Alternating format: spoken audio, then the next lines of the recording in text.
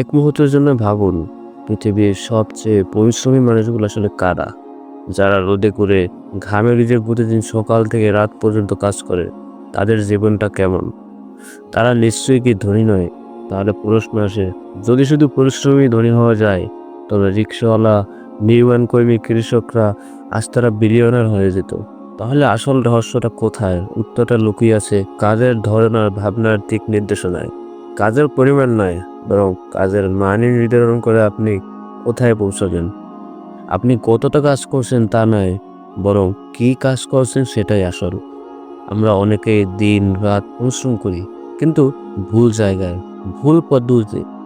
যেমন কেউ অফিসে অতিরিক্ত ঘন্টা দিচ্ছেন, কিন্তু নিজের দক্ষতা বাড়ানোর দিকে নজর একদমই দিচ্ছেন না। অন্যদিকেও প্রতিদিন 2 ঘন্টা নতুন কিছু শেখার জন্য সময় রাখছে, এবং সেখান থেকেই তৈরি হচ্ছে নতুন ভবিষ্যতের সাম্রাজ্য। ধনীরাই বেশি কাজ করে না, তারা বেশি চিন্তা করে। তারা জানে কোথায় পরিশ্রম দিতে হবে, কোথায় না বলতে হবে, আর কখন নিজের সময়টাকে বিনিয়োগ করতে হবে। পরিশ্রমের মানে শুধু ঘাম নয়, কৌশল।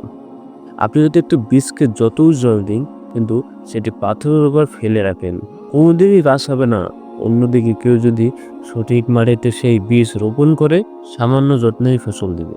জীবন কিন্তু আমাদের ঠিক তেমনই।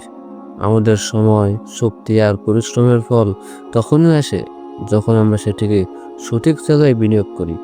আজকের পৃথিবীতে হাড় ভাঙা খাটুনি নয়, হৃদয় ভরা বুদ্ধি বলে দিচ্ছে খেলা। ডিজিটাল যুগে একটা ল্যাপটপ বা এক আইটি আর একটি সঠিক মনোভাব গড়ে তুলছে আমাদের সাম্রাজ্য। আপনি হয়তো এখনো অফিসে ওভারটাইম দিচ্ছেন, কিন্তু কে একজন সেই সময় অনলাইনে নিজের ব্র্যান্ড তৈরি করছে, নিজের দক্ষতা বিক্রি করছে, আর সেখান থেকেই তৈরি হচ্ছে তার স্বাধীনতা। পরিশ্রম অবশ্যই দরকার, কিন্তু সেই পরিশ্রম যদি অন্ধভাবে হয়, তবে তা আপনাকে শুধু ক্লান্ত করবে, সফলতা নয়।